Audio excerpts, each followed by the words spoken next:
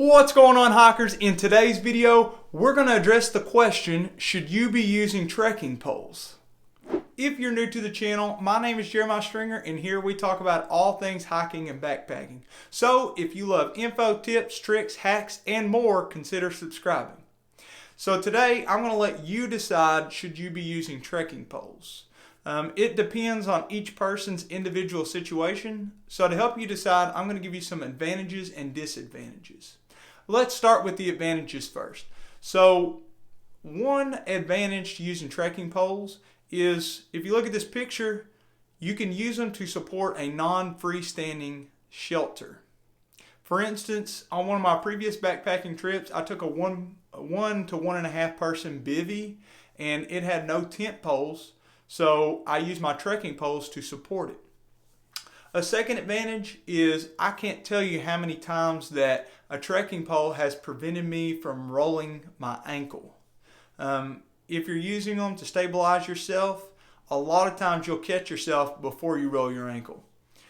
Next up, whenever you're doing water crossings, they become really useful because one, water's moving, and to keep you from falling down, you'll have 2 extra points of contact as you're crossing. But 2, you can use them to check the depth of the water before you ever step into it. And 3, also for water crossings, you can check the surface of the bottom to see if it's muddy, to see if it's rock solid, etc. Next up, I also use my trekking poles to clack together whenever I'm in bear country, just to make some noise, so if there is a bear around, hopefully it runs off before I ever make my way to it. Also, your trekking poles are your #1 barrier between your legs and thorns, especially if you're wearing shorts. So you can use them to push weeds and thorns or thorn bushes back as you're walking on trail, especially some of those lesser used trails that are a little bit more grown up and not as beaten down. Also, trekking poles are really useful whenever you are trying to take a big step down, especially if it's 2 or 3 feet down. You can plant those trekking poles down first and then kind of lower yourself down, saving your knees a little bit. Also, they make a great anchor point whenever you're going downhill. I'm going to do a video in the future on the technique that I use while I'm using trekking poles. It's a little bit of personal preference, but there is a technique to it. So they make a great anchor point as you're kind of walking your way down hills, especially if it's pretty steep. And last up, you can actually, if you're going uphill, you can propel yourself forward and use your upper body in addition to your lower body. So all the energy isn't expended from your lower body. You're using your upper body to help push yourself forward. That also goes for flat ground. You can actually propel yourself forward on flat ground and go a little faster.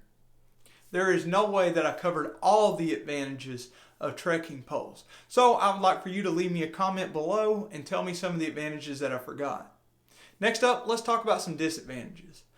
Trekking poles, you do use your hands, for your trekking poles, and even though you're carrying the weight of the trekking poles, you're still carrying more weight. So there's one disadvantage. Another is trekking poles. You can buy budget trekking poles, or you can buy really expensive, but no matter what, they still cost something. So there's another disadvantage. Third up, it takes the use of your hands. Since you're using your trekking poles to chug along and you're using your hands, that's putting a barrier between you and nature, especially if you're wanting to reach out and actually touch nature. Also, to do with using the hands, if you're trying to scramble around maybe a rocky area or there's some fallen trees or debris, you have your trekking poles in your hand, so it's going to make it more difficult to scramble. Also, using those trekking poles, believe it or not, is expending more energy. So you may be taking less wear and tear off of your legs, but since you're using your upper body too, you're actually using more energy and expending more. Also, with trekking poles, before you buy them, you're probably going to research them. Okay, you don't want to just walk in blind and have no clue what you're looking for. So sometimes it's information overload. So for instance, you got to decide, do you want adjustable non-adjustable? Do you want foldable? Do you want ultralight? Do you want twist lock? Do you want aluminum? Do you want composite? Do you want cork grip? Do you want foam grip? Do you want a rubber grip? There's so many options that sometimes it gets a little bit overwhelming just trying to decide what's best for you. And then lastly, using improper technique, or if the pole just snaps, you could get injured using them. And there's always injury involved, whether you have, or there's a risk of injury, I should say. There's always a risk of injury if you're using trekking poles or not. But improper technique could lead to shoulder injuries. It could lead to arm injuries. It could also lead to a wrist injury, especially if you have your trekking pole on incorrectly and you're using the straps and you fall down. You could dislocate a finger or break your wrist or break your hand. So keep that in mind too. Improper technique or just the pole malfunctioning could cause injury.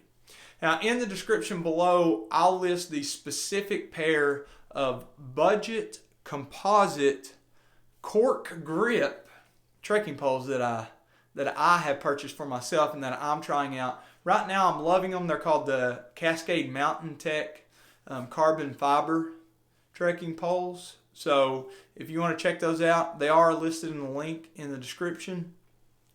But I would suggest highly that you shop around and decide what works best for you. Okay, guys, if you found any value in the video, please consider subscribing to the channel, kick that notification bell for the latest notifications, and smash the like button. We'll see you guys in the next video.